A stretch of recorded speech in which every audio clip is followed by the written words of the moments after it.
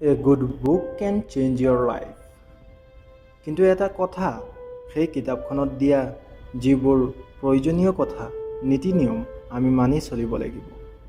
আমাৰ জীৱনত এপ্লাই কৰিব লাগিব। তেতিয়াহে আমাৰ জীৱন সলনি হ'ব।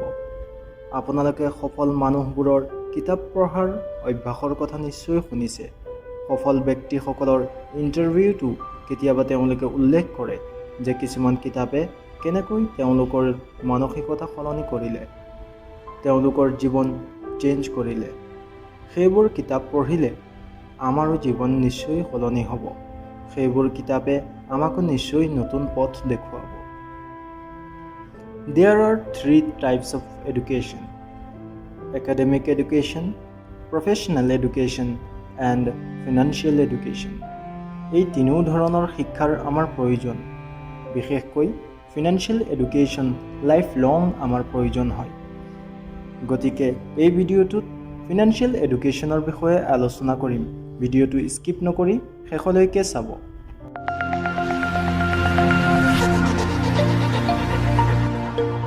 হেল্ল' বন্ধুসকল, ৱেলকাম টু মাই জ্ঞান সম্ভাৰ চেনেল। আমি সকলোৱে নিশ্চয় আমাৰ জীৱনত টকা পইচাৰ অভাৱ হোৱাটো নিবিচাৰোঁ। আপোনালোকে বাৰু পাইছেনে কেতিয়াবা এনেকুৱা এজন মানুহ যাক টকা পইচাৰ প্ৰয়োজন নাই? যদিও কোনোবাই আপোনাক কয় তেওঁৰ টকা পইচাৰ প্ৰয়োজন নাই, তেনেহ'লে জানিব তেওঁ অবুজ বা তেওঁ মিছা কথা কৈছে। কাৰণ আমি সকলোৱেই টকা পইচা বা কোনো বস্তুৰ অভাৱমুক্ত জীৱন বিচাৰোঁ। আমাৰ টকা পইচা বাঢ়িবলৈ আমি কি কৰা উচিত? আমি কেনেকৈ বেছি টকা উপাৰ্জন কৰিব পাৰিম? এই কথা জানিবলৈ আমাৰ ফিনান্সিয়েল এডুকেশ্যনৰ প্ৰয়োজন। ফিনান্সিয়েল এডুকেশ্যন বুলি কওঁতে বহুত কঠিন ছাবজেক্ট যেন লাগে, কিন্তু নহয়। অন্য শিক্ষাৰ দৰেই ফিনান্সিয়েল শিক্ষা শিকোঁতেও অলপ সময় ল'ব, প্ৰথমে কঠিন যেন লাগিব। কিন্তু এবাৰ ধৈৰ্য সহকাৰে আৰম্ভ কৰাৰ পাছত ই লাহে লাহে সহজ হৈ পৰিব। এই ভিডিঅ'ৰ জৰিয়ে আমি ফিনান্সিয়েল এডুকেশ্যনৰ চমু আভাস দিবলৈ চেষ্টা কৰিম, যাতে আপোনালোকৰ এই শিক্ষা শিকিবলৈ উৎসাহ বাঢ়ে। ফাইনেন্স মানে কি? Finance means the management of large amounts of money. Finance বুলি কওঁতে এটা বৃহৎ পৰিমাণৰ টকা মেনেজ কৰাকেই বুজায়। মোক যদি সোধে কোনোবাই আমি কিয় শিকিব লাগে এই শিক্ষা, ইয়াৰ সহজ উত্তৰ হৈছে to save money, make money and become financially free. Financial knowledge, আৰ্থিক জ্ঞানে ধন, টকা পইচা, কেছ ফ্ল' ইনক্ৰিজ হোৱাত সহায় কৰে। আমি ক'ত কিমান খৰচ কৰোঁ যদি হিচাপ ৰাখোঁ, আৰু যদি আমাৰ খৰচ কৰাৰ এটা নীতি নিয়ম বনাই লওঁ, আমি টকা পইচা বঢ়াবলৈ সক্ষম হ'ম।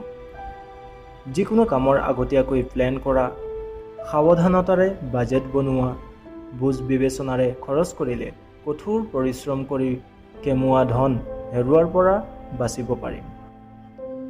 ফিনান্সিয়েল নলেজ নাথাকিলে আমি ভৱিষ্যতে বেয়া পৰিণতিৰ সন্মুখীন হোৱাৰ সম্ভাৱনা আছে, যেনে অবাবত খৰচ, ঋণৰ বোজা। এইবোৰৰ পৰা বাচিবলৈ, জীৱনত উন্নতি কৰিবলৈ ফিনান্সিয়েল এডুকেশ্যন, আৰ্থিক শিক্ষাৰ আমাৰ সৰু ডাঙৰ সকলোৰে অত্যন্ত প্ৰয়োজন। ফিনান্সিয়েল এডুকেশ্যনৰ বাবে আমাক অলপ হিচাপ কিতাপৰ জ্ঞান আৰু দক্ষতাৰ প্ৰয়োজন। আমি সকলোৱেই এই শিক্ষা শিকিব পাৰোঁ। ফিনান্সিয়েল এডুকেশ্যন শিকাৰ ইচ্ছা থাকিলে বহু ধৰণে এই শিক্ষা অৰ্জন কৰিব পাৰি, যেনে online courses, personal classes, reading financial publications, self-teaching from financial books, by joining a network of financial professionals. Financial education নিজে নিজে শিকিবলৈ বহু ফিনান্সিয়েল লিটাৰেচি বুকছ আছে, যিবোৰ পঢ়ি আমি ফাইনেন্সৰ বিষয়ে বহু জ্ঞান লাভ কৰিব পাৰোঁ। তাৰ ভিতৰত 5খন ভাল কিতাপ আপোনালোকলৈ লৈ আহিছোঁ, যিকেইখন পঢ়ি ফাইনেন্সৰ বিষয়ে বহু কথা জানিব, বুজিব পাৰিব। ফাইনেন্সৰ বিষয়ে যদি জনাৰ ইচ্ছাও নাথাকে, তথাপিও এই কিতাপকেইখন আমি সকলোৱে জীৱনত এবাৰ পঢ়ি চাব লাগে। These are life changing books. সেই কিতাপকেইখন হৈছে Rich Dad Poor Dad, The Intelligent Investor, The Richest Man in Babylon, Think and Grow Rich, and I Will Teach You to Be Rich. এই কিতাপকেইখন এবাৰ পঢ়ি চাবলৈ চেষ্টা কৰিব। বন্ধুসকল, আমি এনেকৈ শিক্ষাৰ ৰিলেটেড ভিডিঅ' আনি থাকোঁ যাতে আপোনালোকৰ মূল্যৱান সময় নষ্ট নকৰি কিবা এটা শিকাত ক্ষয় হয় আৰু এই শিক্ষা জীৱনৰ যিকোনো মুহূৰ্তত কামত আহে, জীৱনৰ উন্নতি পথত আগুৱাই যোৱাত সহায় হয়। গতিকে এই ভিডিঅ'টো যদি আপোনালোকৰ ভাল লাগে লাইক কৰিব, শ্বেয়াৰ কৰিব আৰু যদি এতিয়ালৈকে আমাৰ জ্ঞান সম্ভাৰ চেনেলটো ছাবস্ক্ৰাইব কৰা নাই ছাবস্ক্ৰাইব কৰি ল'ব আৰু লগতে বেল আইকনটোত ক্লিক কৰি দিব যাতে যেতিয়াই আমি নতুন ভিডিঅ' আপলোড কৰোঁ তাৰ নটিফিকেশ্যন আপোনাৰ মোবাইলত আগতীয়াকৈ পায়। এতিয়া আপোনালোকৰ পৰা বিদায় লৈছোঁ। আকৌ এনেকুৱা এটা নতুন ভিডিঅ' লৈ আহিম আপোনালোকৰ মাজলৈ। তেতিয়ালৈকে keep learning, keep growing. Thank you for watching.